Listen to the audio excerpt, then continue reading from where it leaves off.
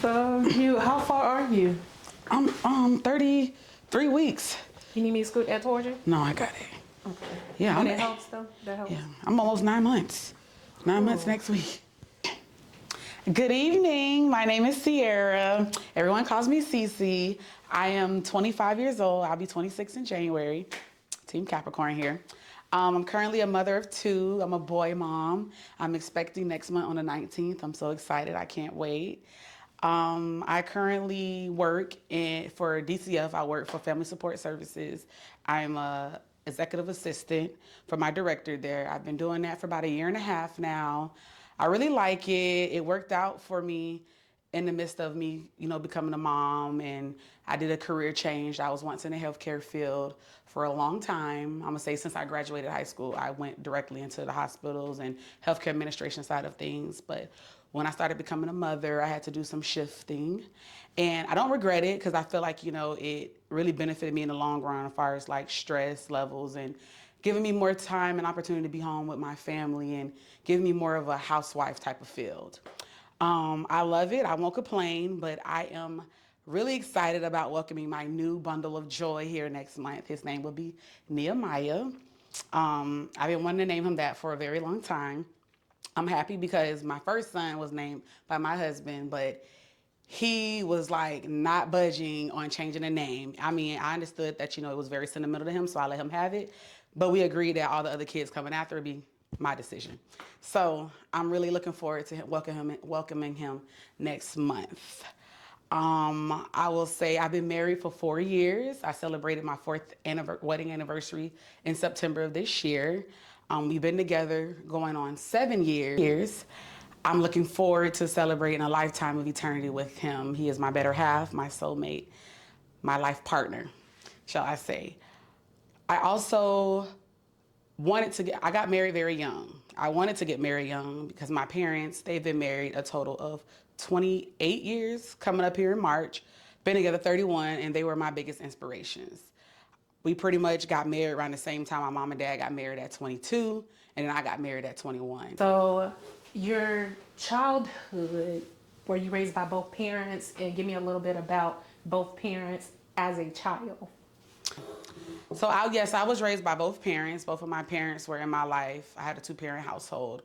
When I was born, my parents were pretty much newly into, let's say, being saved, being Christians. So I was raised in a God-fearing household.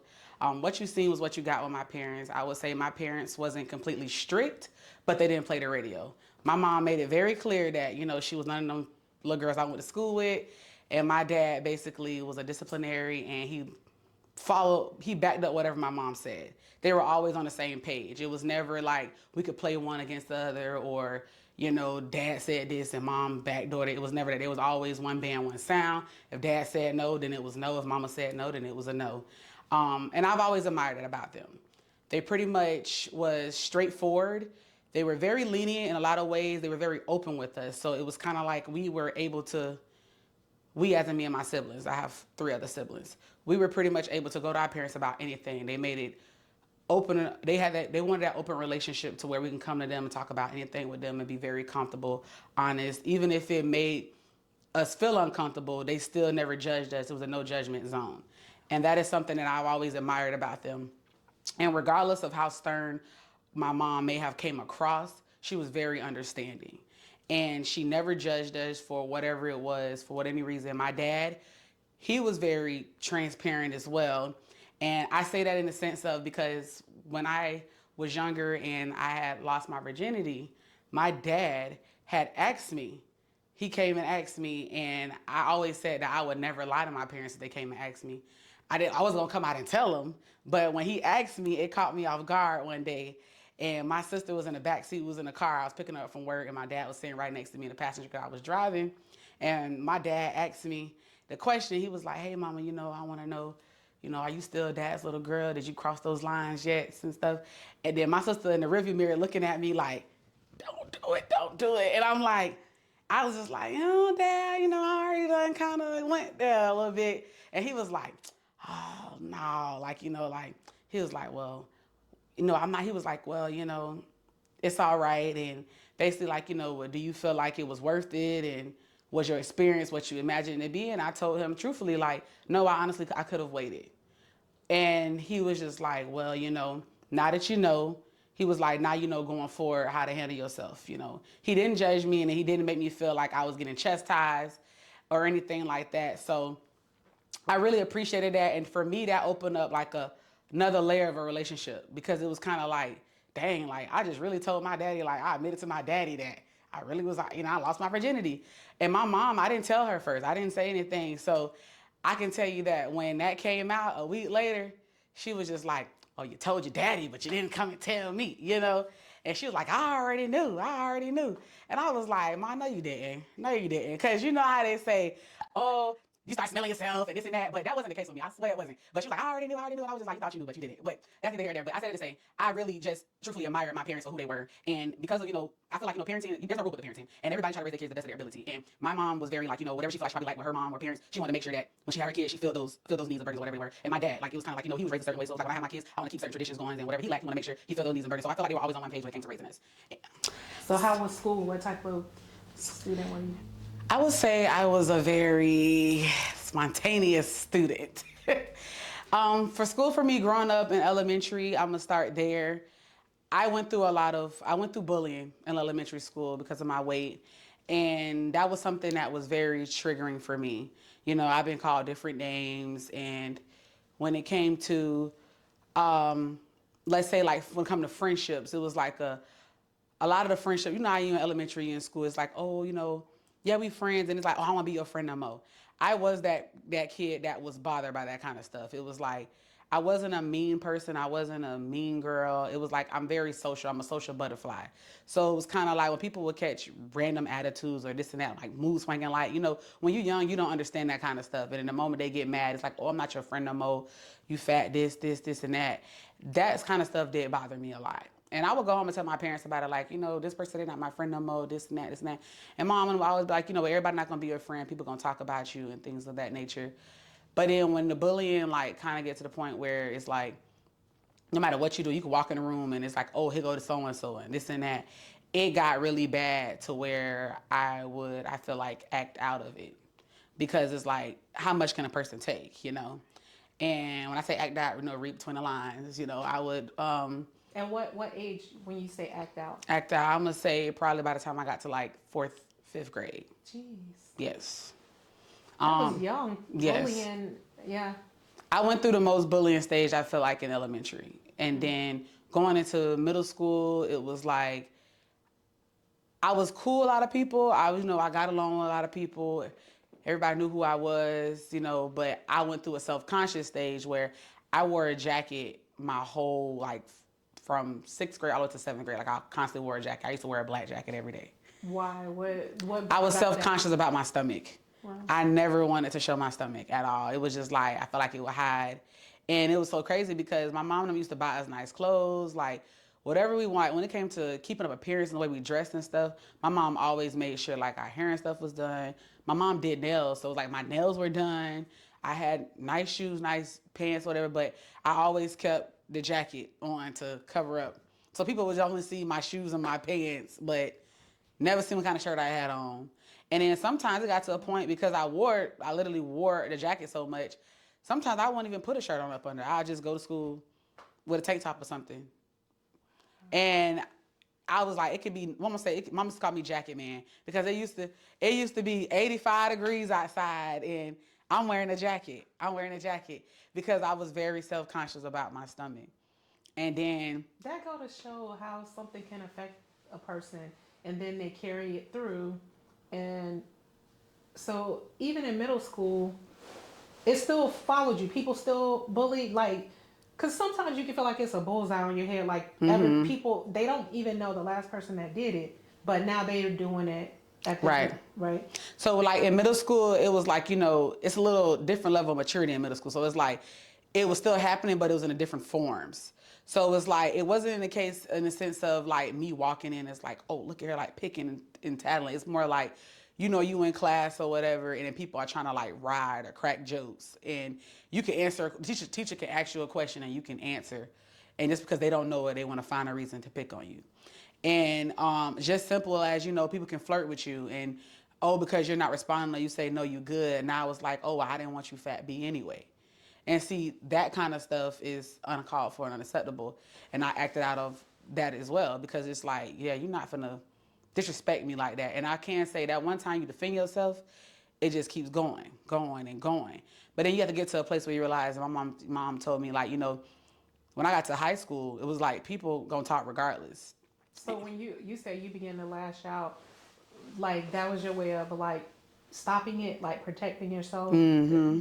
It was like I had like a defense mechanism, like whether if it was like me wanting to fight about it or just cussing them out or just like basically calling the scene, like basically like, we gonna go back and forth. Like you're not finna just disrespect me, period, point blank. And it caused a lot of problems because it's like at the end of the day, the moment you start speaking up for yourself, you're gonna always seem like you're the problem. But they're gonna always look at how you react, but never what provoked you. Right. And that was something I realized. I'm saying that now. I realized that I carried that over a little bit to my adulthood because it was kind of like I would let so much stuff slide to where they say you give a person an inch and they take a mile. Mm-hmm. When you don't say nothing, a person to keep going. But when I got to that place, I realized, you know what, I need to speak up. Now it's like it got to a point where it's like I'm gonna beat you to it. Like I'm not even finna give you no room. The moment I feel like it's finna offend me, I'm nipping it in the bud right then and there. Right. But so question, so when like back into like school, when you was in school, did you start getting in trouble and your mom and dad noticed it, or did you tell them this was bothering me and then you lashed out, or they found out that way? I do feel like I was getting in trouble more. And they was more so me getting in trouble and they noticed it. But also at home, it was like my mom and them was they paid attention to us. So it was kind of like with me and how I would like say with my jackets and wearing certain stuff, it was like I kind of sheltered a little bit.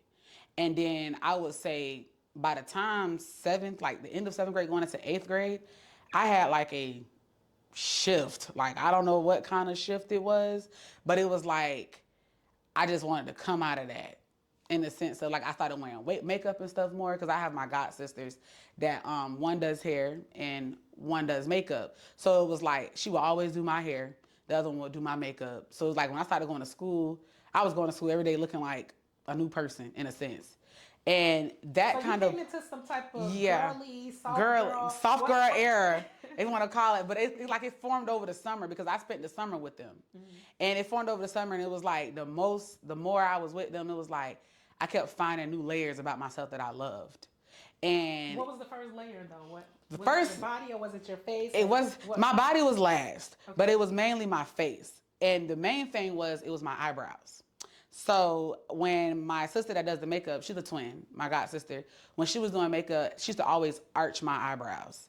And even before, like, everybody get their eyebrows and stuff tinted and stuff now, but like back then, I was going to 8th grade, so it was like when she would arch my eyebrows, people was like, oh my God, like your eyebrows are so nice. I've always had like a nice arch, and I always had thick eyebrows. So it was kind of like people will always notice, like adults, even the administrators at the school, they was like, oh, your eyebrows are nice, and I'm like, oh, thank you, So then her twin, she did hair, so I would go to school with bobs and, back then like the leave outs and soft styles and stuff. They bring that back now, but they were doing that when I was going to 8th grade. Mm-hmm. So it was kind of like when I would go to school, I was like, I had a pretty face, and it was more like, yeah, I was heavier, but my looks were like you couldn't call me ugly.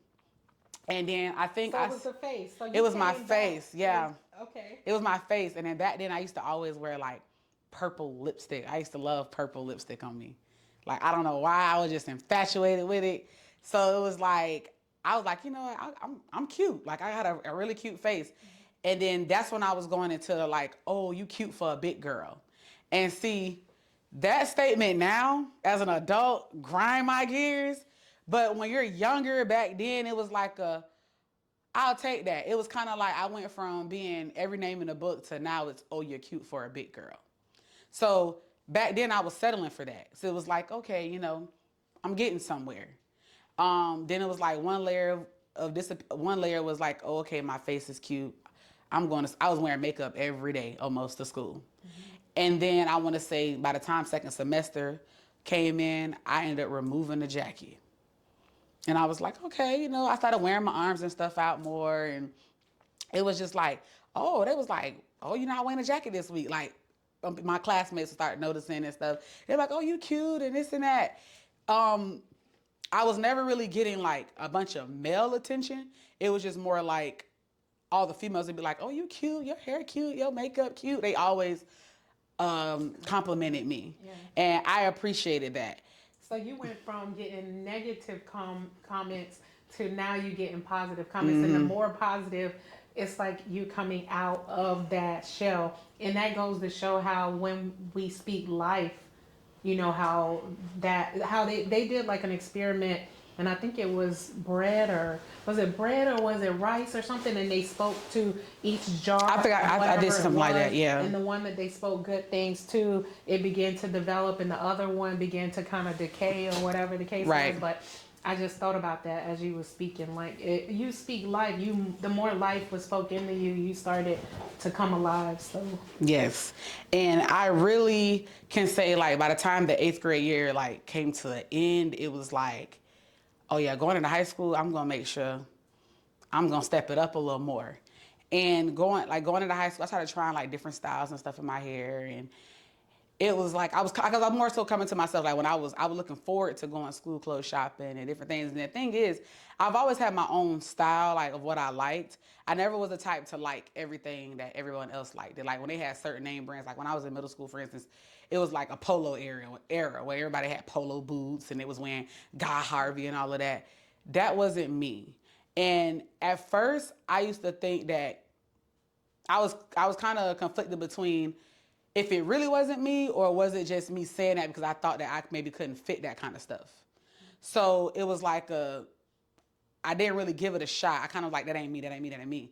But then when I actually tried to put it on, the polo and stuff was all right, but it really wasn't me. And I was like, that's not my taste. That's not me. I don't like things that everybody else had. I'm not really like a trend person where it's like, oh, this is in style, so let me go and get it. I like to create my own trend and be my own authentic person. So I know that about you too. Yeah. The way you dress is very cute, and it makes girls your size want to dress up. Yeah. That's the big thing when you can, and not even just girls your size, probably just girls period. Mm-hmm. Because I know I've been inspired by just how you dress up and just look good, and it's like, oh, okay, Thank you. I can wear my arms out, or I can, it's like, just do it. Stop. What are you doing? Right. And I think it's like when I got into 9th grade, it was like I like bright colors. Like that year, I found myself wearing more brighter colors and prints and stuff. So it was like, I heard this thing, they were like, big people like with certain prints and certain stuff. It's like, some can do it, some can't. But it was like, I was getting bold. I even got bold. I had like different color braids in my head, and I was like, oh, okay. You were showing out. Yeah, I was showing out. When I go back to some of them pictures, I be like, what was I thinking? But now it's like, talking about it, it's like, well, that was who I was at that time. Yeah. And like I said, each year it was like different layers was coming. And then by the time my 11th grade year came, I was like, I'm cute. I'm like, I'm fine. I don't care what anybody say. And now, as like my new motto, my husband mocked me all the time. I'd be like, my confidence is up to here. Like, can't nobody tell me. Pregnant and all. Can't nobody tell me. So high school, you got your superpower. You found your superpower. Middle school. Yeah, I found my it girl. My it girl in high school. By the time 12th grade came, I was like, yeah, I'm secure with who I am. So I did gain weight in high school, and it was my stomach, the area that I was insecure about the most. I was getting bigger and bigger and bigger. But I feel like it was kind of proportioned out in a sense. So it was like the bigger I got, it was like I got bigger all the way through. It wasn't like I was bigger here and little here, and it proportioned out. But I do want to say I started getting more male attention in high school. But I switched schools. So my 9th through 11th grade year, first semester of 11th grade, I was going to Northeast. But then when I went over to Gibbs, my second semester of high school, my second semester of my 11th grade year, I ended up going to Gibbs, and I finished off my high school year, graduating from there. And when I went to Northeast, Northeast was like predominantly a white school, but the year that I came in, it was like 85% blacks. So it was a lot of like us, and it was like, okay, we taking over a little bit. It was fun. I enjoyed my classmates. It was really fun, but there was no one there like far as like boys like opposite sex that I was really attracted to in the sense of, and the reason being, I mean, it was some, but it was more like they were looking for white girls. So it was kind of like, it was more like homeboy, homegirl. And it wasn't even just with me. It was just like they just wanted the opposite sex. Where it was like, then you got the white girls that's wanting the black boys. So when I'm like, fine. By the time I was dating someone that didn't even go to that school, so like, it was okay. So my other high school, when I got there, it was a bunch of us. So it was like, dang, like, like, I'm like, these dudes here is, look good. They look good. And I really was like shocked at the kind of attention that I was getting of my first week there. Cause it was like, I was thinking like, it made me realize that at my other school, my first high school, that I just wasn't nobody's type there. But then when I got around more people like my speed and different, it was like, they was at me. And it boosted my confidence up even more. But then also I came into at a time where I felt like the plus size girls were starting to become like a thing. So the more and more I was feeling myself and I was getting like certain attention, I can say this. I was never the type that got, let's say some girls that get like lusted after, to where I felt like the attention was like it was only after one thing. I never was Like a fetish. I never was that girl that felt that kind of way. People that did pursue me, it was genuine. Even if they probably thought they was finna, it wasn't happening like that. Um, I even had a person that I was talking to that I really ended up liking, and he was all right for a little bit, but then it was like he eventually wanted to, he knew what kind of girl I was, that I was more of a serious person, because like I said, I came from that background of my mom and dad being married, and that was something that was like my mindset was always set on. And I'm gonna get into that too, because it was like, when you dating, you can't always. It's like my intentions at the time was dating to marry, even at a young age, and that is something that I felt like was a good thing, but it hurt me too a little bit, because what my dad was like, you giving up your goods for free, in a sense. Like, why does man want to marry you if you already doing everything before? I'm giving it away. Like, they already know. It's like, what I'm marrying you for if you're doing everything as a wife, and I don't got no reason to marry you. So, and I learned that too. I started realizing, I'm like, you know what? I need to fall back with some of the stuff that I'm doing. Why you say it hurt you? Because you said it was good and it was bad. It is good because marriage is a good thing, but it was bad because why?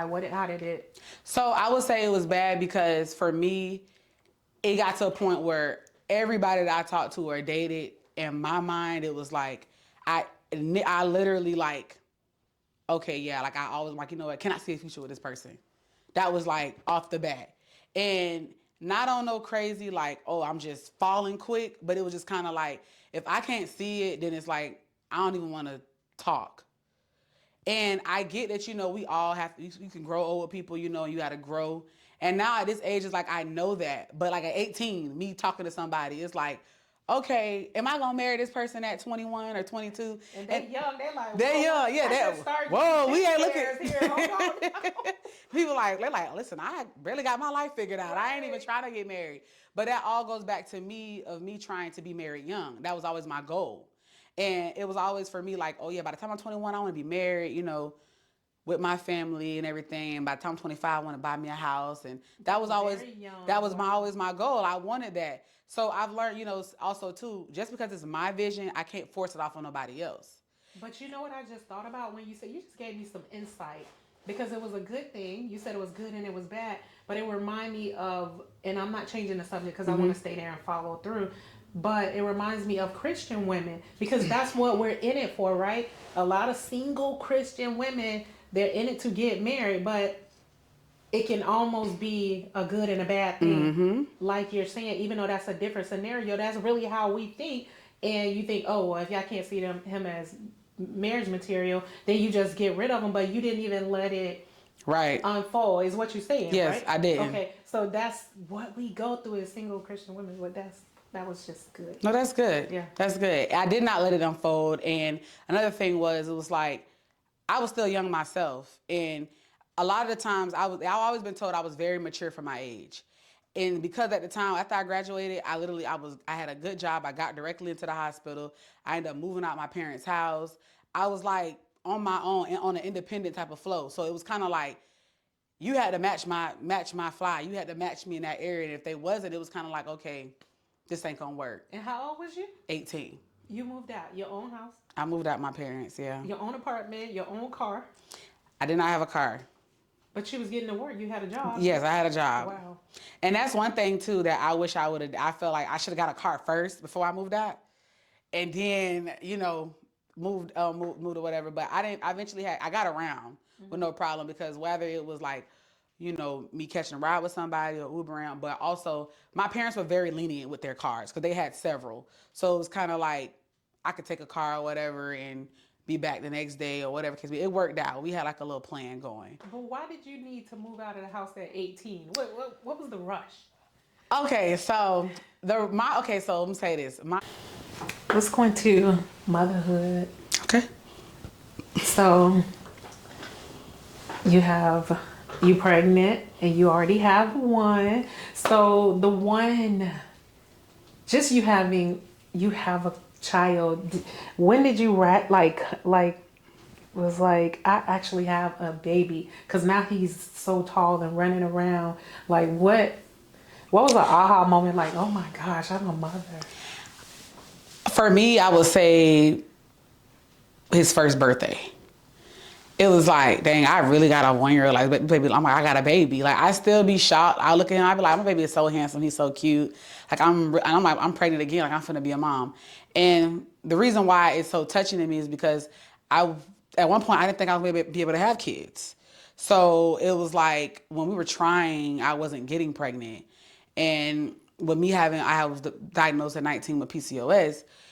It was like I went through a miscarriage and I kind of just like,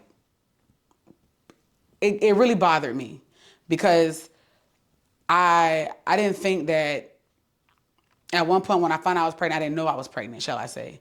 And it was like when people tell you, oh, you hear like, oh, when you had that one baby, like you get pregnant again like that. Whether if it's a miscarriage or when you carried one full term, it's like you would hear like and it didn't happen that fast for me. It was almost 2.5, almost 3 years later. Mm-hmm. So when it did happen, I was just like really shocked.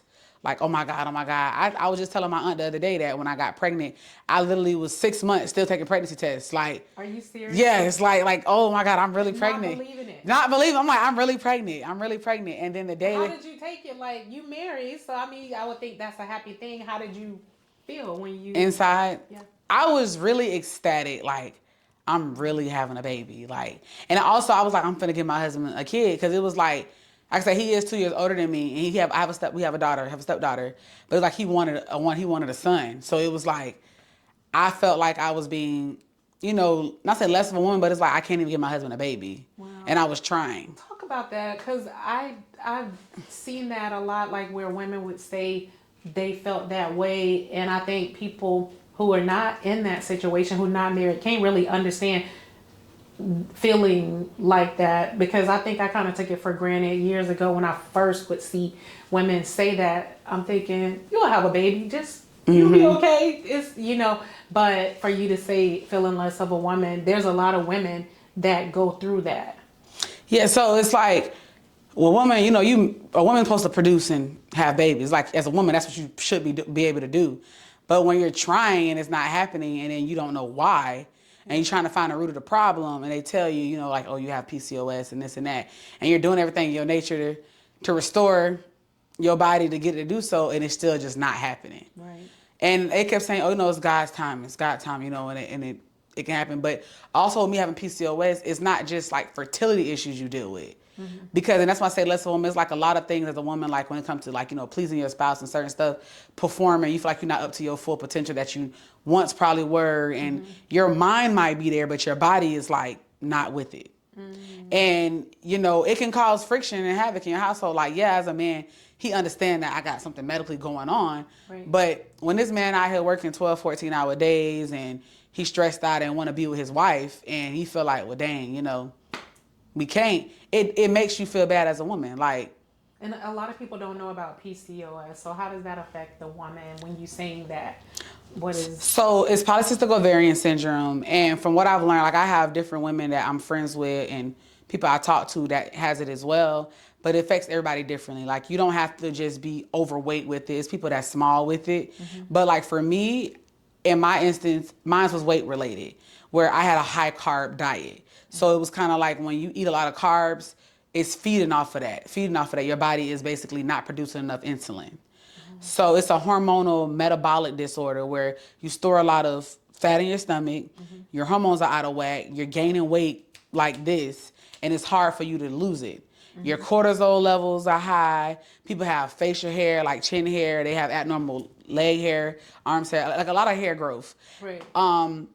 Infertility is one of the main things where it's like your body is spitting out like small cysts instead of the eggs that it's supposed to. Wow. So it's like no matter how much this man maybe, ejaculating or whatever, it's not fertilizing the egg. Wow. And in my case, when I first got diagnosed, I got diagnosed at 19 and was told I was a pre-diabetic and I didn't even know. And it really hurt me because I was having, it started with, it's the first sign of it is like when you have irregular cycles and you're constantly gaining weight. I was having irregular cycles from the moment I was 12. And my mom and them took me to the doctors and everything. And it was like, birth control. Birth control made me so sick. So I was never on it. By the time I got 16, I went almost a year and a half with no cycle. And that's not normal. I'm going to OB trying to tell them what's going on, this and that. And at the time I was seeing a nurse practitioner. But one day she happened to be out. And at this point, I'm 19 now. One day she happened to be out. So I seen the actual OBGYN and who filled in for her. And I was telling her my symptoms that I've been complaining about for years. Wow. And she was like, oh, well, I'm going to do this test. I think it's something. I think it's this. She did the test. The lady told me that I had a total of 17 small cysts on my ovaries. Wow. And they're non-cancerous, but they're just small and basically they're blocking. Like I can't, nothing could happen if I wanted to. I wasn't getting the cycle. And then she told me I was a pre-diabetic. I wasn't like close to like pre-diabetic from my understanding is like 5.7 to 6.4, something like that. But I was right there at the beginning of it, the 5.7 mark. Right. So she was like, when you have PCOS, she was like, you're basically twice as likely to get it. Because basically you're not producing enough insulin to slow it down. So she was like, we need to control your blood sugar. And then she said, you're like at risk of getting heart disease too with people that have PCOS. And I'm like, yeah, no, that's not going to be me.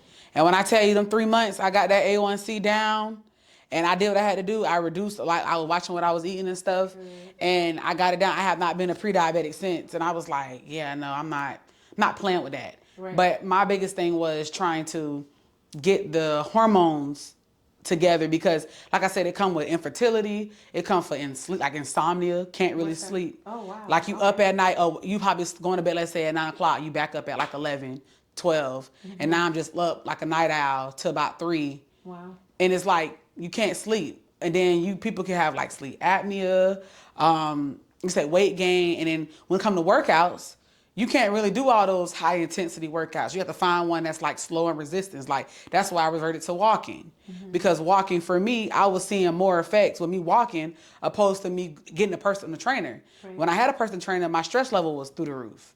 So they were like, you can't do everything that everyone else do. You have to find what works for you and your situation. Right. And when I did that, made lifestyle changes and I got on the right supplements, I ended up getting a period. My period ended up coming on 6 months in a row. And I was like, wow, it was the same time every month. I'm like, I ain't experienced this since I was like 12, like 11, 12. Right. So when it did happen, I ended up pregnant. And I was like, wow. You ended up pregnant. But keep in mind, my church prayed for me too, because my pastor had prophesied and told me, you're going to be pregnant here in a few, just wait. And it was like 3 weeks later, I found out I was pregnant. Really? Yes. Oh my gosh. You still go to that church? Yes. Good. I've been going there since I was 6. So speaking of that, let's talk about God within marriage, inside of the marriage, and what that looks like. Oh, so God definitely has to be the center. And I'm not going to sit here and say that he's always the center, because when you got real life situations going on, when you mad at one another, I know for a fact I'm not running to him like, oh, babe, let's just pray. You're not godly. I'm not godly all the time. No, I'm not. Now, at this point, like within these last year and a half, I've gotten to that point. Yeah. But in the beginning, like, no. When we argued and it was rough. But you have to continue. Like, I feel like, when both of us still going to church, we both keep striving. We go to the workshops, Our church hosts the workshop. So it's like when you going, it's the effort. It show that both of y'all are still in it to win it. Whether I read my scriptures on my own time and he do his part, we can come together now and talk about, what we learned and stuff like that. But in the beginning, it was like everything was kind of separate. Like we were doing our own thing. Yeah. But for me, I wasn't so big on it because in my heart, it was like, not saying I wasn't big on God, more so like I wasn't forcing the fact that we need to do this together because I feel like at least you're doing it. Right. And just because I may not feel like it's not doing it with me, you still covering me in your own time. And that's what I appreciate the most. And at some point, I felt like, when you go to God and pray, instead of, I'm learning this where, and somebody had prophesied and told me, it's like when we were having issues, I'm trying to change him, but it ain't my job to do that. It's God's job. So it's like, now I go to God and pray about pray about fixing me and my ways, and whatever I feel like I want to complain about when it comes to my husband, I go to God and pray and ask him to fix it. Because it ain't my job to be trying to. So what did prayer sound like before when you were more natural minded versus praying now? So I'll give an example. Before, prayer could look like, Lord, deal with this man, Lord, whatever. And then when I'm on this side of Christ, or as far as being spiritual, walking in the spirit, it could be like, Lord, touch my husband, Lord, deal, with the anger that's in his heart, like heal him, like heal whatever is broken in his heart. Like, what is it? What's the difference? So before, my prayers would more so be about me. I'm being honest. What? Like, I'll just more so be like, God, thank you for everything you're doing in my life, my family, yada, yada, yada, yada. It was never like, I would say more so covering my husband. Mm-hmm. It was more so like, just get me together, work on me. And the reason why I'm saying that is because it was kind of like, when he would start expressing to me, I started to get to a point where I felt like I was the problem. So it was kind of like, I wanted to fix me, because I'm like, obviously, something I'm doing is causing a problem. And now it's like, when I pray, it's like, oh, God, thank you for, watching over me and my family, blessing us with another beautiful and promised day. Thank you. Watch over my husband as he enter everybody else, people's house daily. Anything that's not of you, I denounce it and send it back to the pits of hell. I don't nothing touch it to my husband. I rebuke it. Thank you for letting him be my leader, protector. I go in. Yeah. And I cover my I say heal him in places that he's hurting, that he speak nothing, that I know nothing about. Read his heart, renew his mind. And I always say, thank you for giving him a hunger and thirst after you like never before. Because I'm like, I know that he'll grow in Christ each and every time. Yeah. And I try to cover my household to my family and go above. Like, now I make it real personable. And when you wrapped up in your prayer, you've been unprayed for a minute and you don't even know once you get lost and spend that time and have intimate time with God. Yeah, because it's like, that is so true what you're saying, because I found myself praying a lot more now. And before, couldn't wait to stop praying. Like, oh my gosh, let me get on down here and pray. Now it's like you get into prayer and you already know God gonna put a bunch of people on your heart. Mm-hmm. So I like that, what you said, like read his heart, and heal those areas. I think that is definitely growing spiritually. And I think it'd be hard when you feel like when you're in such close proximity with a person, within marriage, within a household, and you can see that person as the enemy. But if you allow God to shift those dynamics, then you can pray in such an intense and specific way to where God can really bring about change, really interceding. So that was beautiful. Like, that's good. And I think a lot of women could glean from that, because they can end up losing somebody that they actually love. Like, all I had to do was just start praying for my husband. I was praying for myself. Right. I was praying for myself. And then another thing was, when when I was going to God, like somebody prophesied to me and told me, like, you're trying to fix him, but it ain't your job. Oh yeah, tell that story. Tell that story. So I was at church one day, and this prophet, this lady, real nice lady. She pretty much like called me out a little bit. She prophesied to a lot of people, but it was like she was speaking to me, and we spoke for like a little minute. You was sitting in the back. Where you was sitting? Well, it was the end of the service, and basically anybody need to get prayer, they asked everybody to come up, and they were praying. I forgot specifically what the prayer was about, but it was like everybody can come to the altar, you know, and just lay your cares or whatever at the altar and stuff like that. So I went up there because I had some things on my heart that I wanted to just like leave at the altar. But when I went up there, she kind of like singled me out and just was talking to me, and she was asking questions like, did I write and things like that? And I was like, well, no. And she was like, well, did you like to write? And I was like, well, when I was younger, I used to write all the time. I love writing. I said, but now I done reverted to like where I read a lot. And she's like, well, you're going to be like, I see you being an author and this and that. And I was like, I kind of laughed because I used to always say, when I had got married, my name, like it was Sierra C. Jones, my name, Sierra C. Jones. And I was like, Mom, that sounds like an author. I used to always say that to her. And she was like, well, stop planning, write your book. But when I was like 19, 20, I used to always say I wanted to write a book. And at first I wanted it to be about women with PCOS. But I wasn't sure like the direction it would go in, and I'm like, but you know, I love women empowerment. So I'm like, something along those lines, like, you know, being bold and beautiful, like something like I wasn't sure. So I kind of just like put it back to the back of my mind.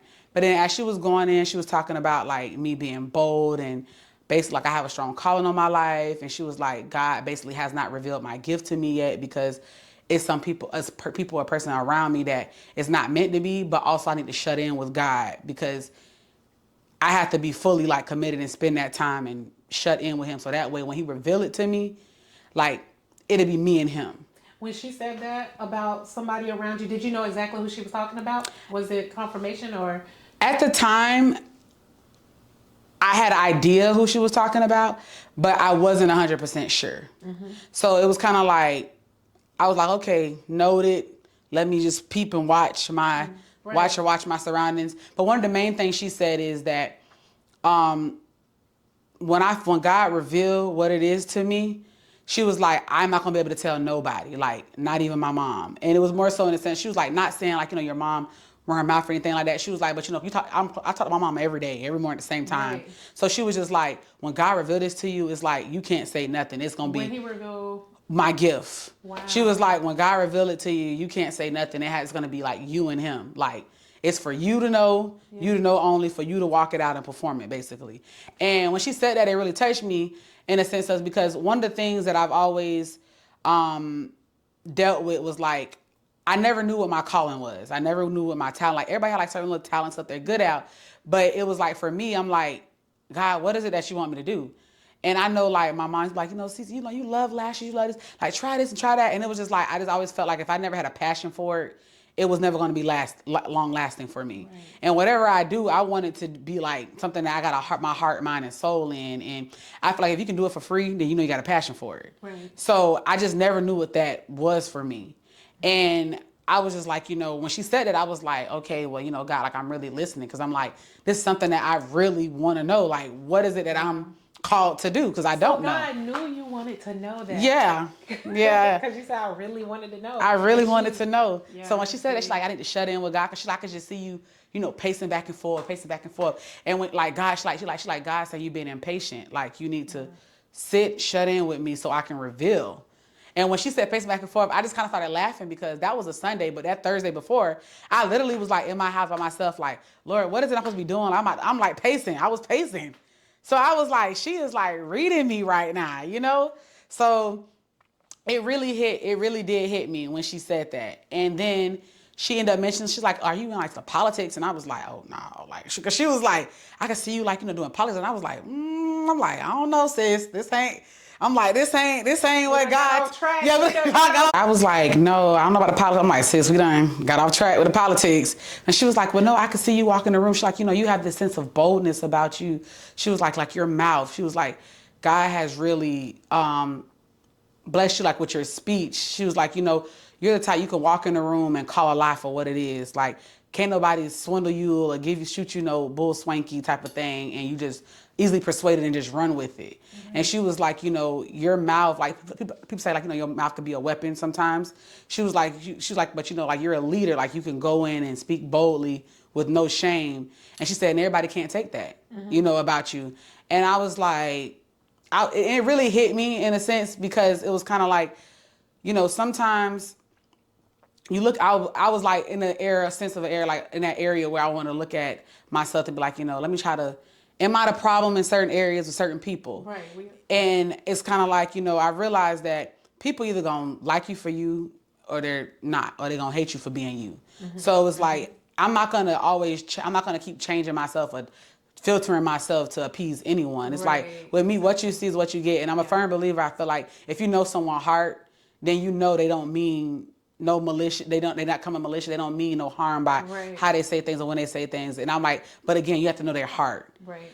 So when she was talking to me, and I think you also have to know your own heart. Mm-hmm. Because sometimes we can do things from a victim mindset. That's true. We can everything, and this is a good example. When the hurricane was coming here, but my grandkids are up in Georgia, and we were on video chat, me, him, and my daughter. And so he was like, Nana, he was like, is the hurricane there? And I said, no, not yet. It's not there, not yet. And so me and my daughter started talking, and as we're talking, he's listening. He's like, what? You said that it's coming up here?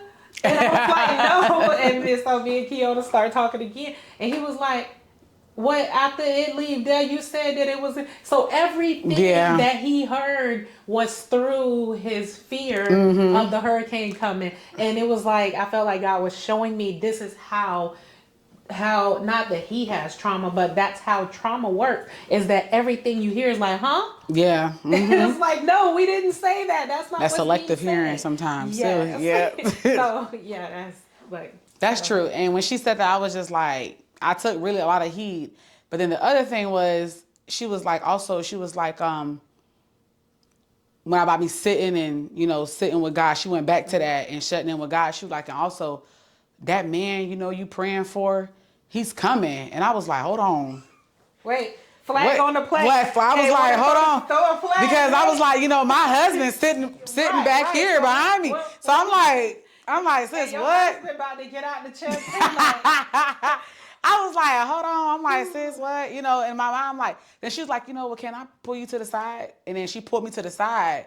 And then she asked me, she was like, well, are you involved with anyone? Or are you, And I said, yeah. I said, my husband's sitting right over there. Because she basically came back on that, like she pulled me back out to the side. They had this conversation. Like we came to church in order to get answers. You know what I'm saying? You ain't about to... Yeah, I'm like, sis, why you had it? So, and she was like, okay, that makes sense. Like, she was pausing, like God was talking to her, and she was saying, basically, that man that I'm praying for, like that I'm asking for God, she was like, y'all are meant to be together. Like, she was like, that's your husband. She was like, the problem is you're stressing yourself out and you're burning yourself out trying to fix him, and that's not your job.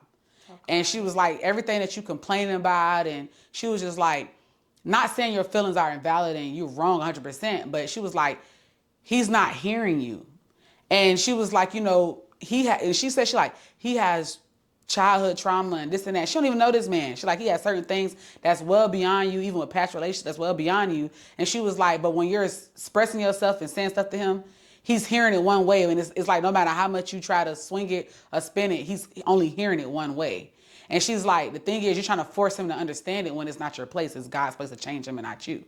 So when she said it, I was just like, okay. I was like, well, clear that up, because I'm like, can you go back on the mic? Go over there and tell him that. So that way, But I was like, wow, like it was really like a breath of fresh air. And I was like, I heard her. I was like, you know what? I was like, because in that moment, it really touched me because it was like, I'm really like, I done tried different ways to communicate. I done tried, like at that time in that season, before that, we was going through like a rough patch where we were about to be like, you know what? I'm good. I'm good on this. Y'all gonna thug it out again? Nah, we was like, because, and that's why I said it goes back to, when real life situations happen. Like we started going through like some financial issues and, you went from doing perfectly well, savings good, everything. And then it's like life hit you unexpected stuff. And it's like, now it's like, we're starting all over. Mm-hmm. And, when you going to work every day, it's like you're doing everything you can trying to push forward and you trying to trust God in these times. Right. But it's like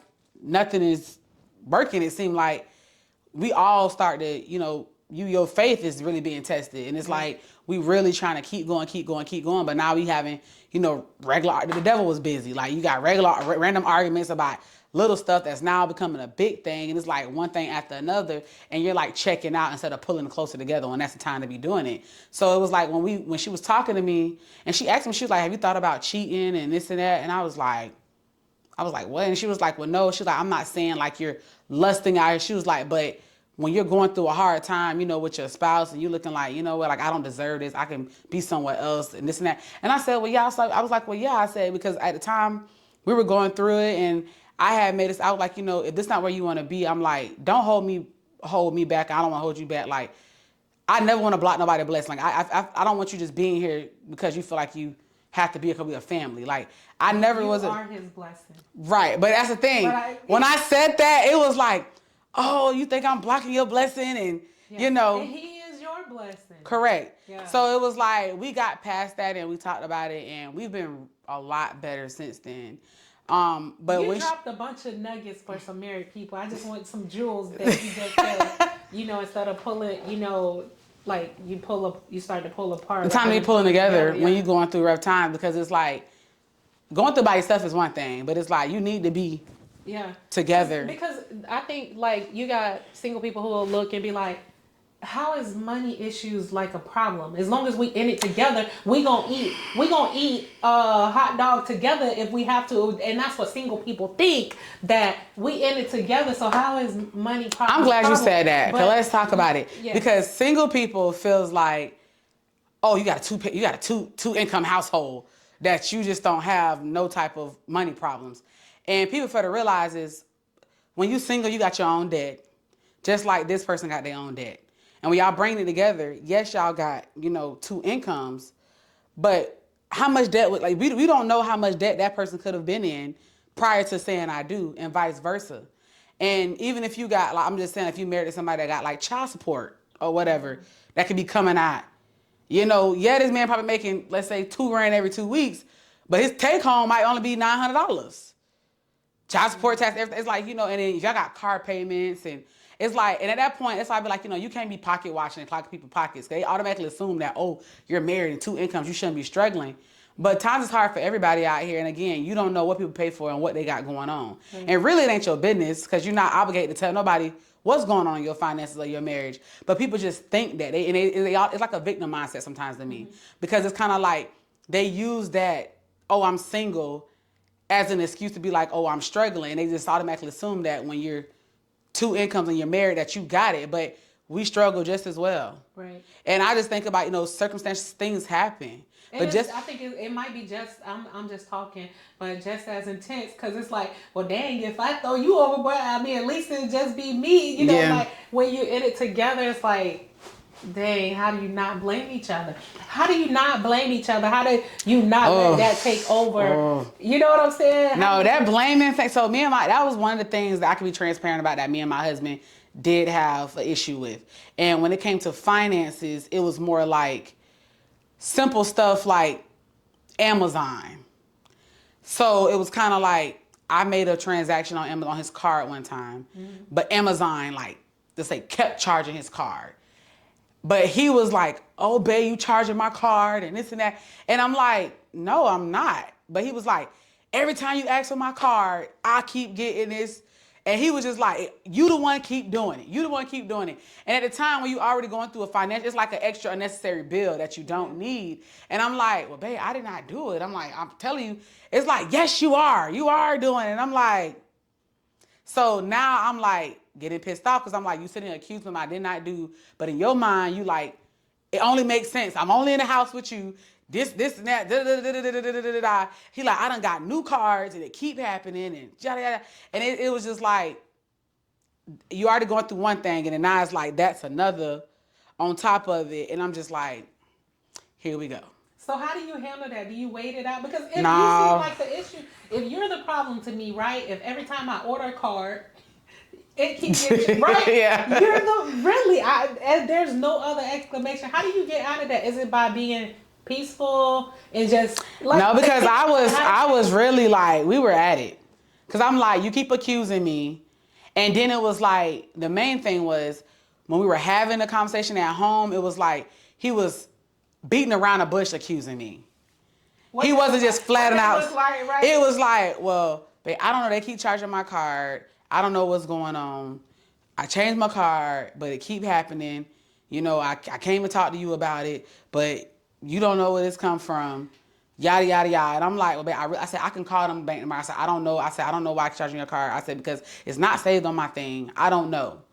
But what I've learned is with Amazon, though, and I try to stress this, is that I think like when you have like, they'll go to like whoever card or whatever next. Like if you got like 4 or 5 cards or whatever, they will go down a list. Because there was an incident happened where I had my company card with my job and they charged my job card one time. Oh. So it was just like, but back to the question at hand, it's like, that's what he was doing. But then one day we got in like we was having a regular discussion like how we are right now. And we were in front of some people. And then he was just like, you doing it.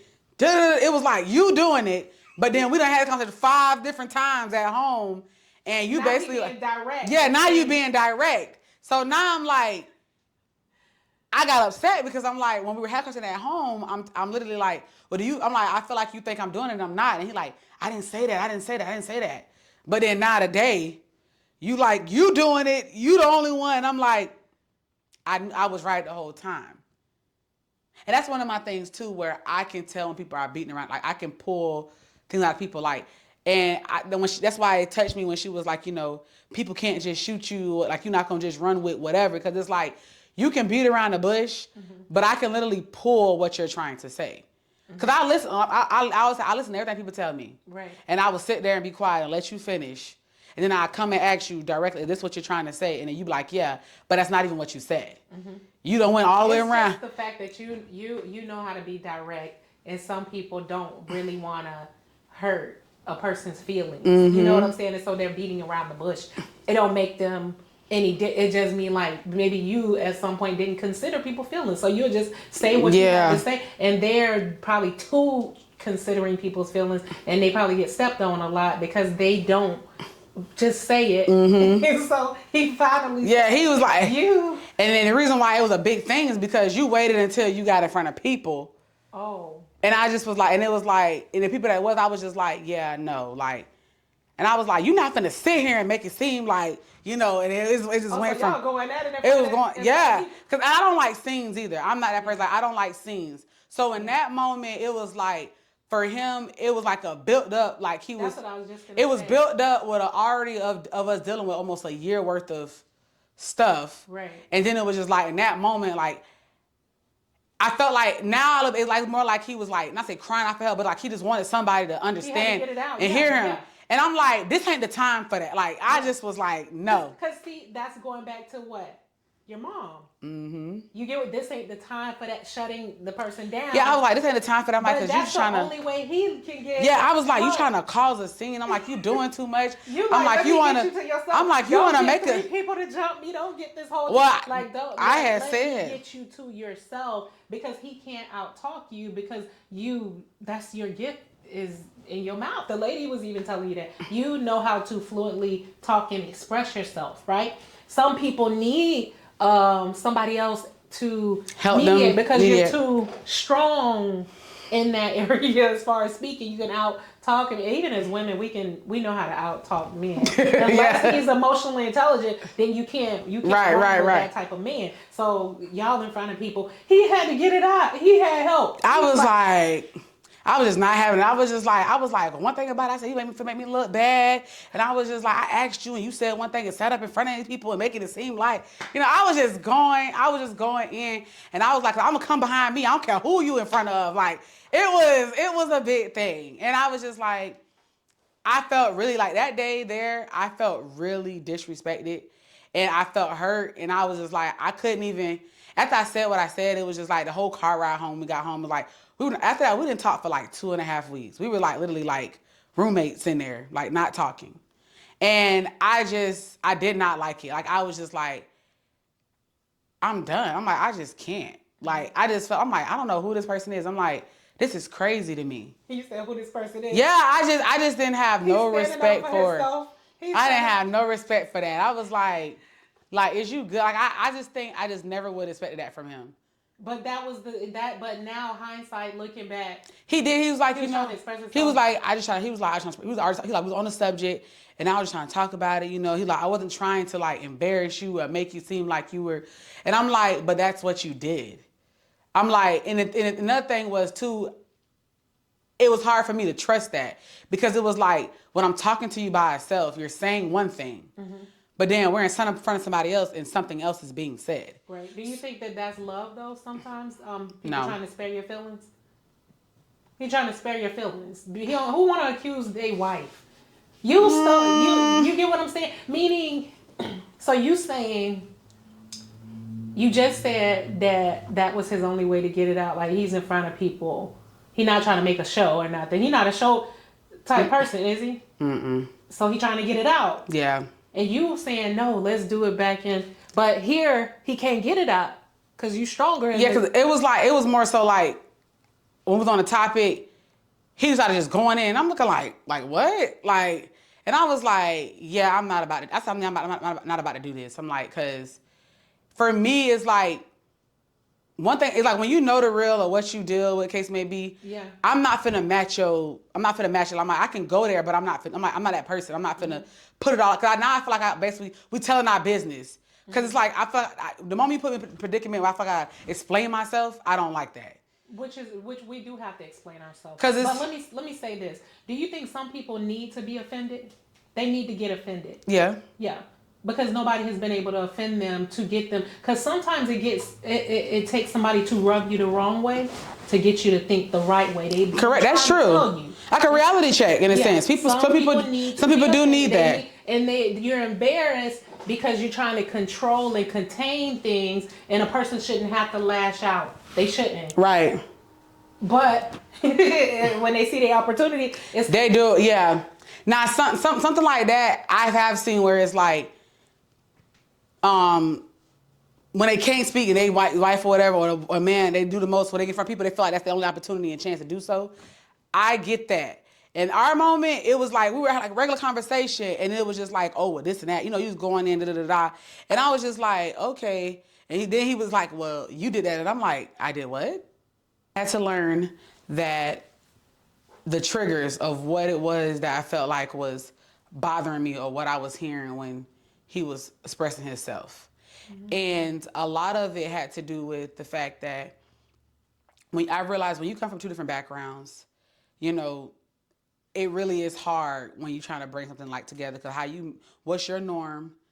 This person's norm is different. And now we're dating and it's just like, in my mind, it's like, you should know my norm. And just like, he probably felt like I should know his, but it's like, we don't. We're total two different backgrounds, total polar opposites. We're trying to find an equal ground for both of us. Mm-hmm. I'm doing things that's triggering you unawarely and vice versa. And when it came to us expressing ourselves as far as like how we felt and certain things, when he would express himself to me, I felt like he was attacking my character. Mm-hmm. Like I felt like things that he was saying that I was doing and certain things I felt like it wasn't true. So I would basically get so offended because I felt like when it came to me, I was literally giving my all, trying to be this Y'all person. Were. He was expressing himself. Mm-hmm. And because like we like to say, a person, they don't know how to express themselves, but we are expressing ourselves.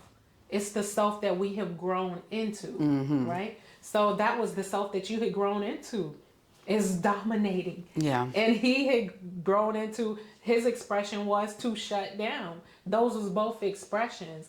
But also that has to come from somewhere, from both people. So where did that come from, like shutting people down? Because a lot of people like to think when you say, oh, I was raised with both parents. Well, because I wasn't, immediately I adored that. But they don't understand that you go through things too.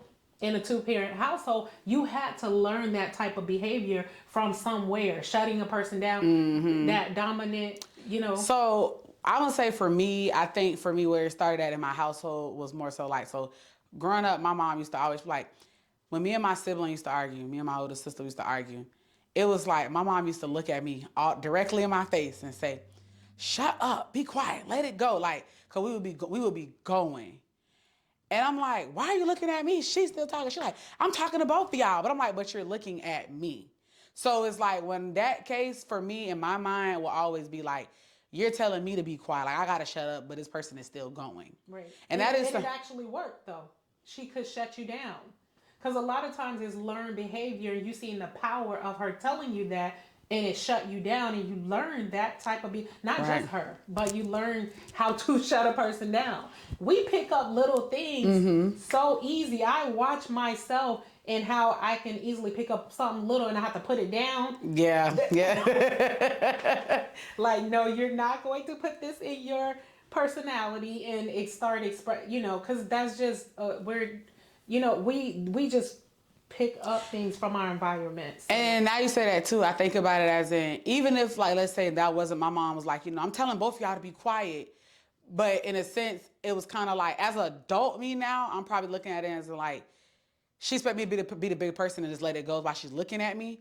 But in that moment, when I was younger, to me, it was kind of like, I got to be quiet, but she can still talk. Right.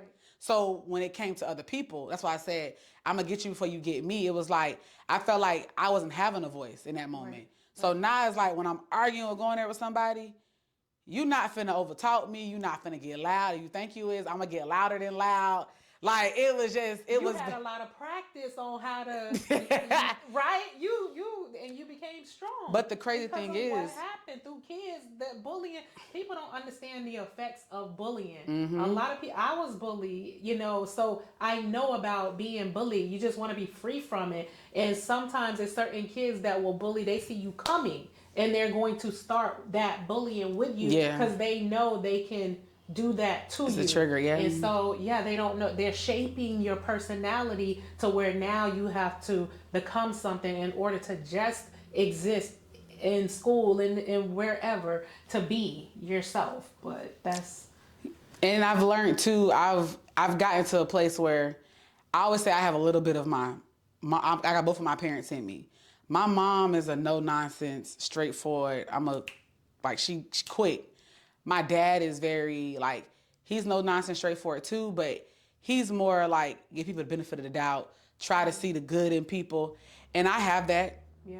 And I feel like sometimes it's like either I give benefit of the doubt too much, and now when I do that, it's like people taking advantage, and it's like, and then sometimes I don't, even though I'm outspoken in a lot of things, when it comes to major stuff, I give people benefit of the doubt, and I be like, try to see the good in people, and I be like, that's what my dad. It's like a what it is, a little.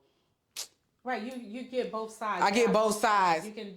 I try to, I don't try to just jump to this side. Yeah. And I literally be like, well, here go mama kicking in on me. I'm like, here go my daddy kicking in. I always say that to myself sometimes because I be like, I'm seeing the good in people, and this is what it's costing me in a sense. Mm-hmm. And growing up too, I realized when you don't speak up sometimes, like I said, people take advantage of it and it runs with it.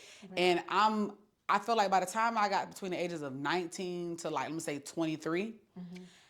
I was trying to get to that point in my life to where I realized that is this the time for me to speak up, or is this the time for me to be like, well, maybe they just, and it got to the point where I would be in my head trying to get my feelings under control to be like, well, am I overreacting or am I not being reactive enough? Because It's like, I don't want to be the aggressor, but at the same time, if I need to speak up, I need to. And if not, then I need to pull back. So I'm going to say something, and it'll sound foreign from what you're talking about, but it'll make sense.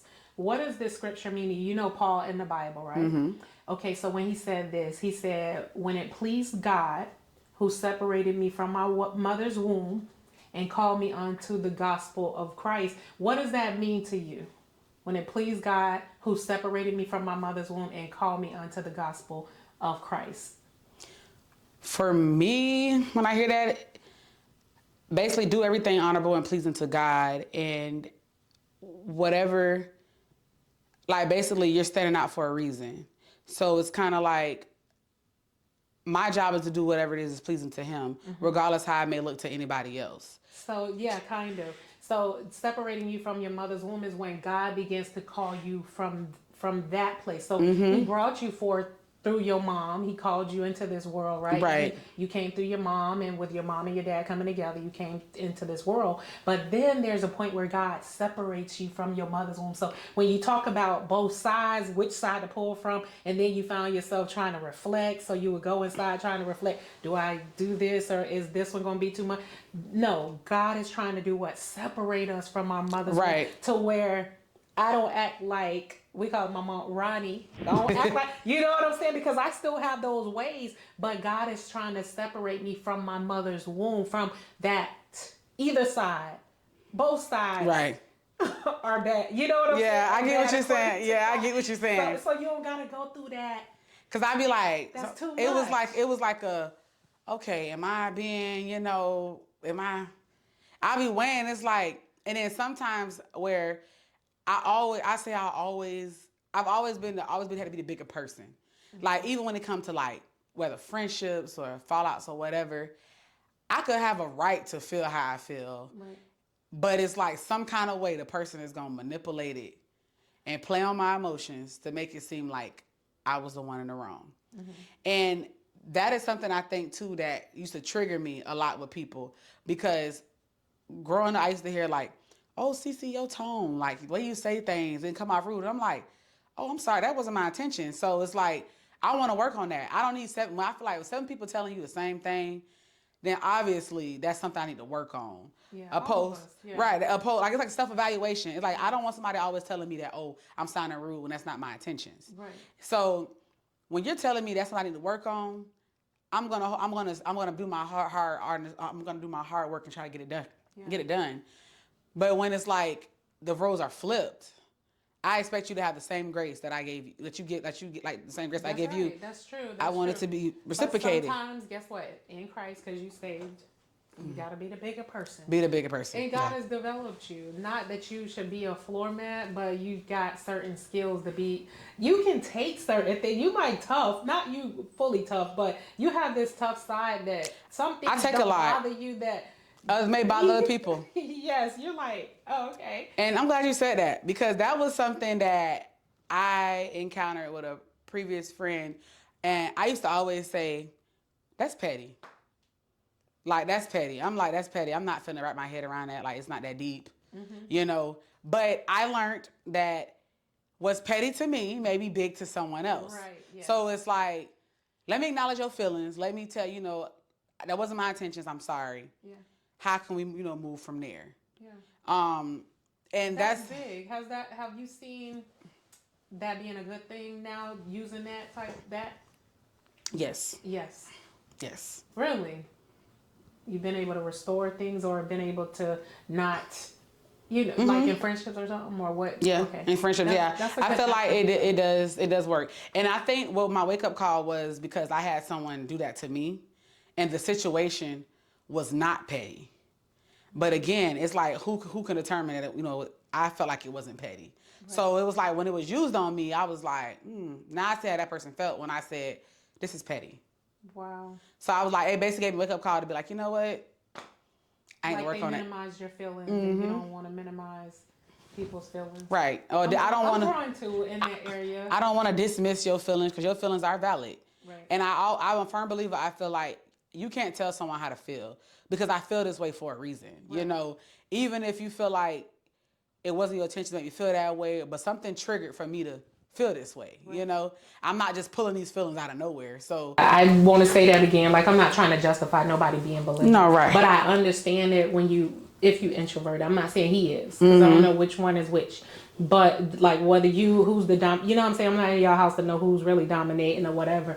But sometimes that's how it be. You don't care. You don't know when it's going to come out. You can only hold your breath for so long. Right, that's true. And then you explode, And then also, listen, love, there's no fear in love, right? Mm-hmm. I'm not saying love looks chaotic, but it's no fear in love. So like your son, you love your son with all your heart and all your soul. But who's somebody you highly respect, like the president or Obama, not Obama, who you highly, like real high, like you would want to meet them one day because you highly respect them?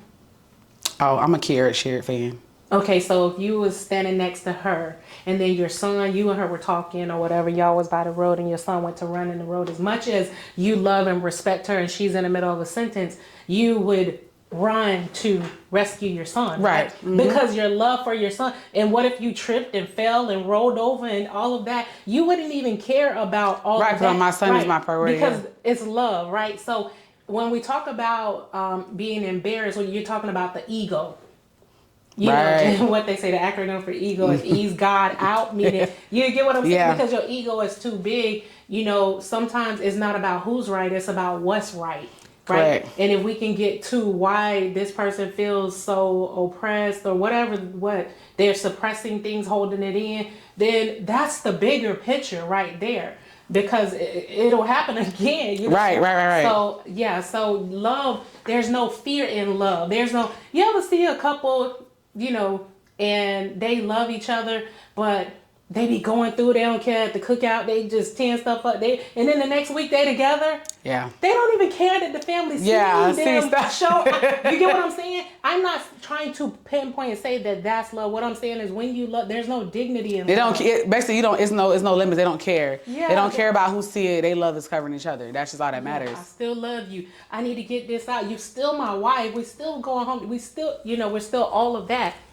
Right? But they just gotta get it out, and that's the important thing. You praying for it. Yeah. How you praying for that? You said, Lord, what you said? You said it was deep too. You said read his heart. I was like, God, read his heart. I was like, heal anything that I don't, things that he may not speak to me about, like anything that's unspoken of. I said, and I always that deep. That was and deep. I always say, I would say, give him a hunger and thirst after you like never before. That's deep. And honestly, I feel like the more and more, and also I learned that the more and more I pray, where it's like I'm praying for him, covering him, I'm praying for working on myself as well, I'm not as easily irritated or like things that he's doing is not really bothering me in that sense, because I'm like, I already done prayed about it. Yeah. So it was like, I put it in God's hands. I'm not finna sit here and keep nitpicking or keep going, because I don't want to be nagging. What's that, quarrelsome wife? I'm not trying to be that person. So I'm like, you know, when I put it in God's hand, I'm like, I'm trusting you with it. God, he's your problem. Right. I'm not finna come home and be, why am I doing this and this? I'm not doing that. Like I told you before, me and my husband, I feel like we're not the average couple in the sense of we're young, and the whole like things we make a big deal about, that's not us. Right. So it's like we respect each other and we have boundaries, and like you said, what may be big to other people, with us, it ain't that deep for us. Yes. It's the ability to be able to take something big and make it small. Mm-hmm. One thing that my old pastor used to say was, he used to say, your elementary school looked really big. Remember when you was a kid, it looked so big. Ooh, that's 5th grade class. That's 4th grade class. Our field was so big. He said, but then when you get big and you drive by your elementary school. It's so small. Right. And so the ability to be able to take something that seems so big and make it small at the moment. Yeah. In the midst of that situation. Correct.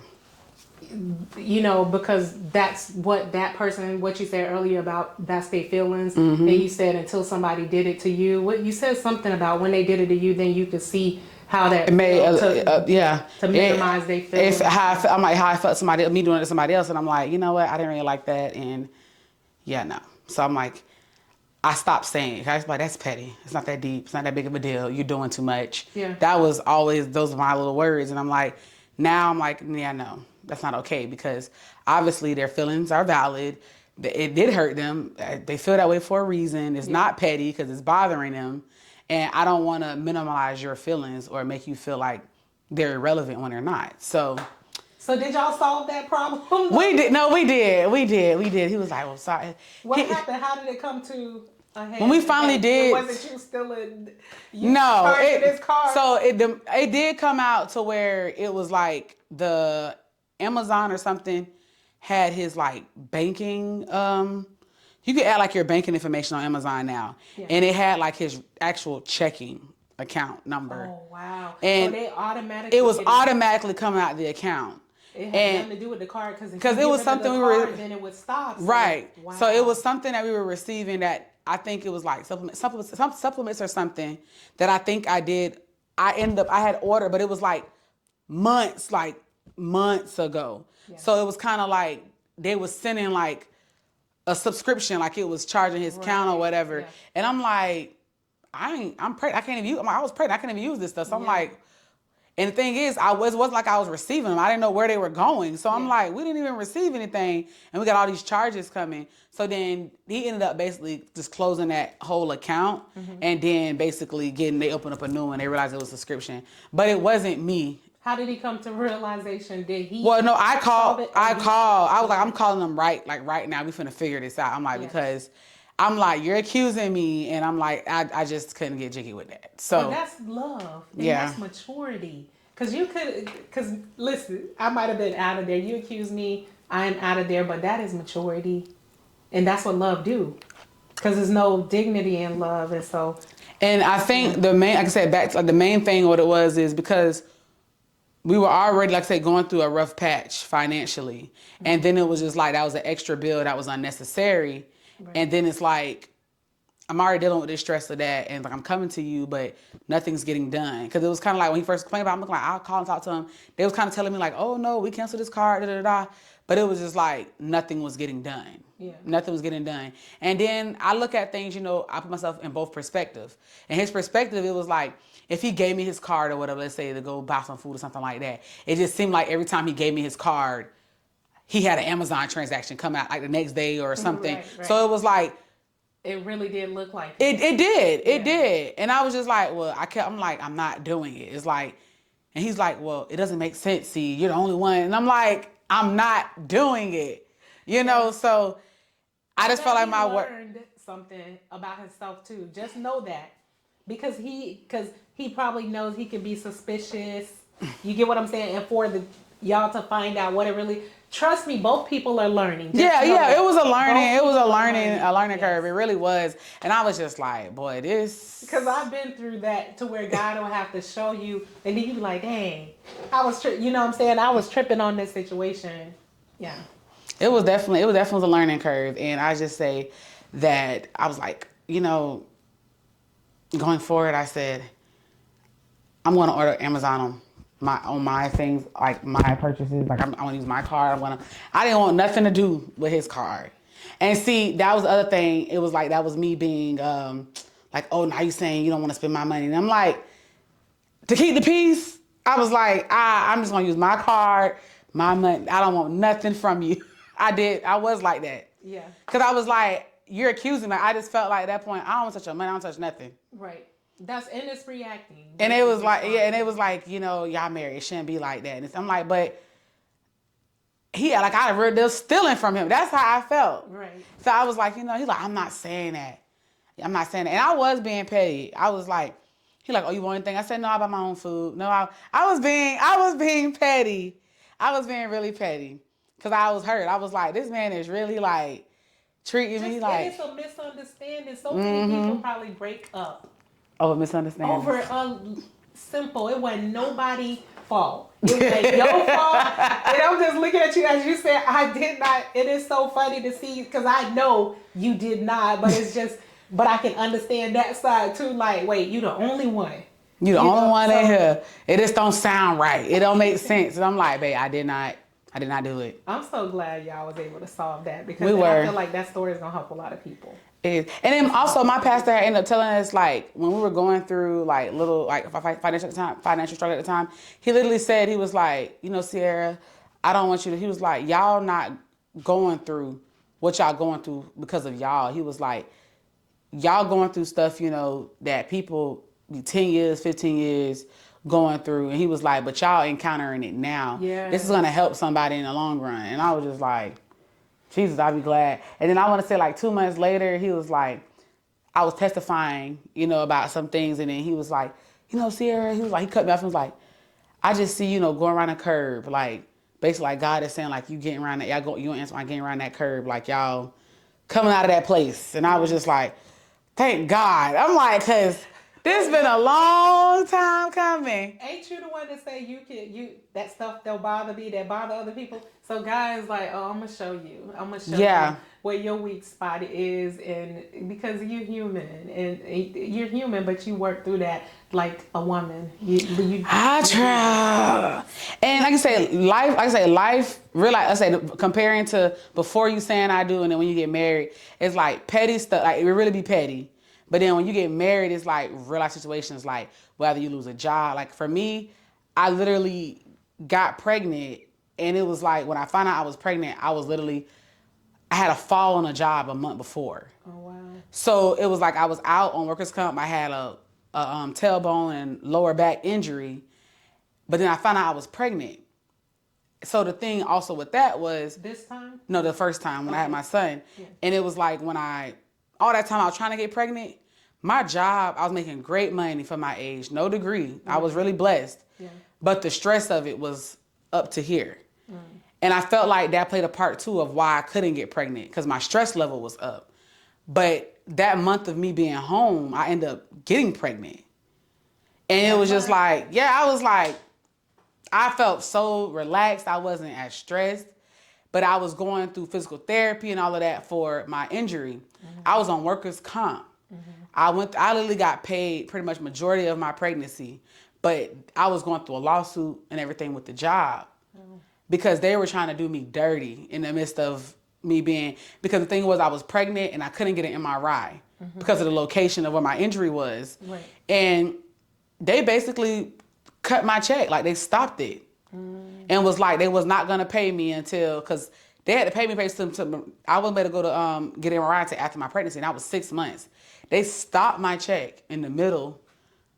And I'm like, I was like, so now we're like, on one income now. And then my husband's job messed up his check for like 3 months straight. So it was like we were coming out of our savings, like, oh my God. And like you said, when real life stuff happened that's out of your control, and because I was pregnant, I ended up having really bad, from the injury, I was having like really bad sciatic pain, and I was limited. Right. I was on restrictions.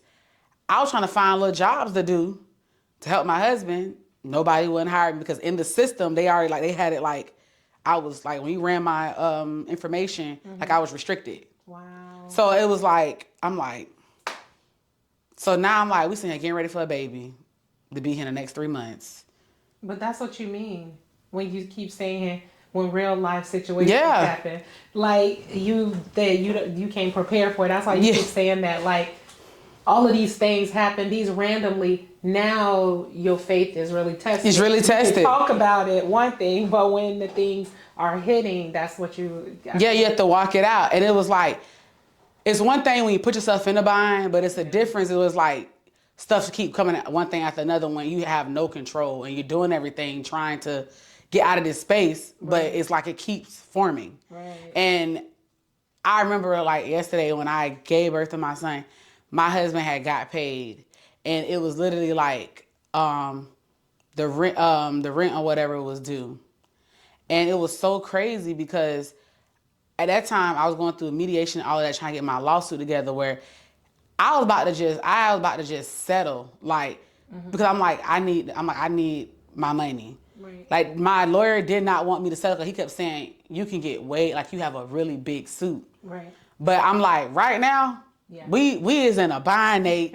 I done about depleted myself. And I'm like, when you think about like, you got money or whatever saved, let's say you got like $6,000 saved.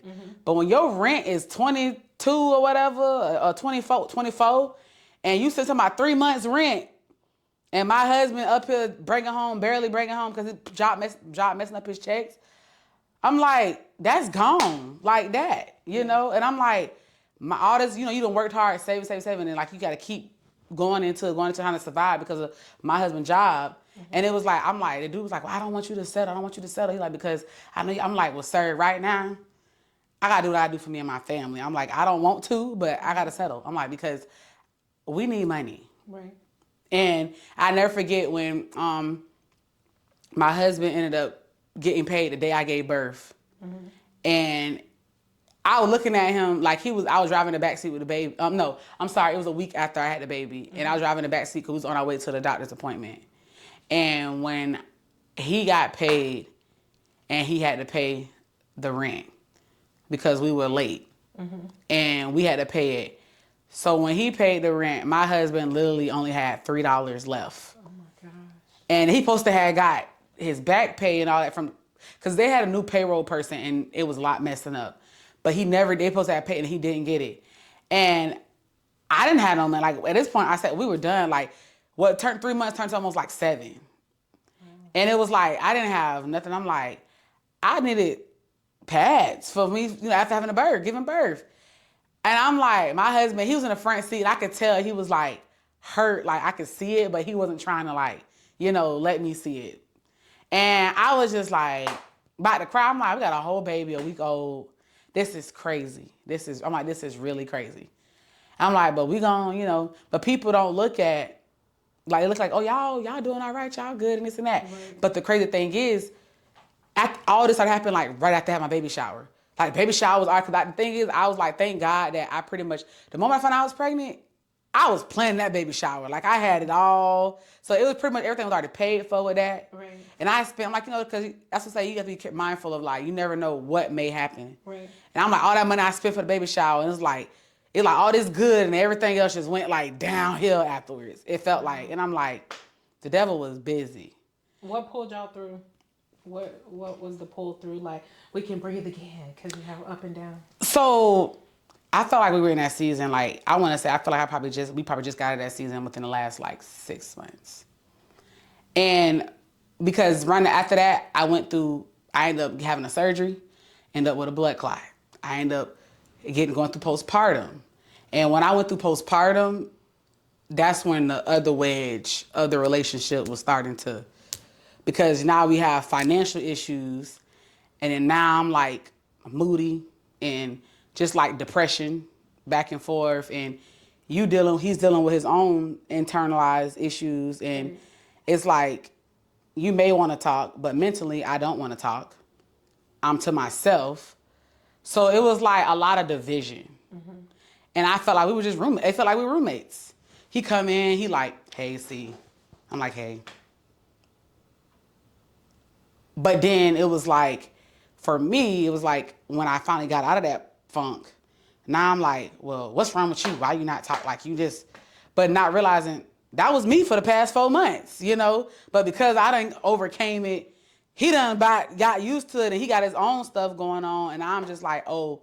And I'm like, you know what? It ain't right for me to be in my funk. I was like, just because I'm out of my funk now, he still was in his. And it was like, okay, it's okay for me to be in mine, but you can't be in yours. And that's how I'm like, you know what? That's not right. Because I'm like, yeah, I was going through something mentally, but so is he. And it's been now going on, we're almost a year in, and we still in this little financial bubble, because it's like you're literally playing catch up.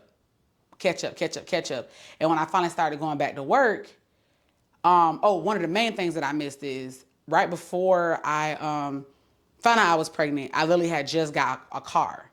Because I had a car that I had never had a payment, but I had just got my first payment. Mm-hmm. So it was like everything was going good, I was paying my car, but it was like financial issues. And now I'm like, I done got this extra bill, and then it stopped my check. It's something that I was paying. So it was like whatever I was helping out and paying, now it's completely falling all on my husband. And then your job is messing around with your checks. So it's like, that was mainly the biggest thing. And now he like, as a man, he wants to support his family. Like, I got a baby on the way. I already got a daughter. Like, it's a lot. And fast forward back to what I was saying, like, we're in a year in after the baby almost, baby done been here almost a year. And we slowly like digging out, but you feel still playing catch up. It's like you went from being behind to literally paycheck to paycheck. Yeah. And then again, renewed lease, rent done went up. Now I got a daycare bill. Jeez. And when I say real life, it's kind of like, it's like, daycare is high.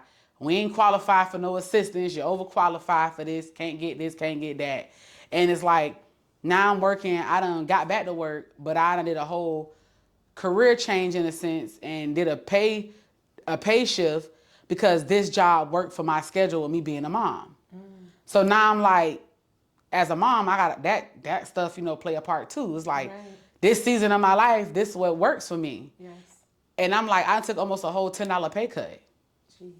So I'm like, this ain't right, almost. I'm like, this is not right. And eventually my boss ended up I ended up getting back a little bit close to, but it was just like, that first little year, it was bad. But it shows the sacrifice that you Correct. do for your kids. Yeah, right. And I was like, as a mom, it shows that sacrifice. And I'm like, you know what? I'm like, it's not going to always be like this. Yes. But one of the biggest things that I beated myself up about, and it goes back to what I was saying when I didn't know what my gifts and stuff was, because all that time when I was home and I wasn't able to work, felt like I wanted to spend that time with God and be like, well, what is it? I just felt like all that time I was home, I should have had something going. I should have like knew what it was that he wanted me to do. And it just seemed like I just couldn't.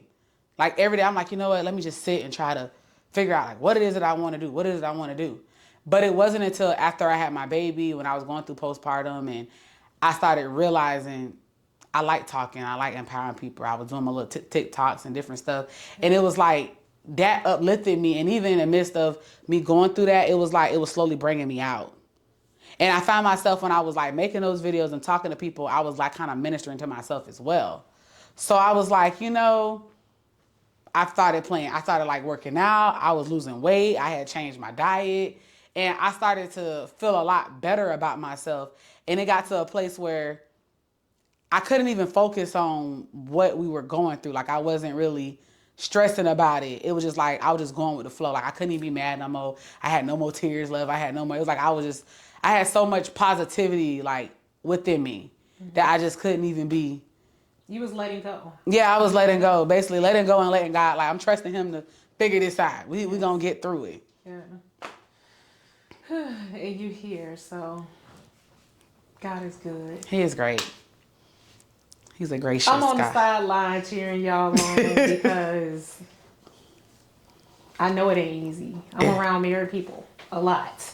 And, you know, I watch them go through. And what somebody else may look and be like, oh, that's dysfunctional. No, they working through things. And guess what? In 5 years, they're in a better place. And they're still together. So that's what it's about, when two people can work through things. And that's what y'all doing. Y'all working through things. And I see power, you know, growth, maturity. That's what I see when I hear your story. So even just sitting here, I've learned more about you. I thought I've known, you know, but I've learned more about you, and you definitely growing so much. Man, such a woman of God in prayer.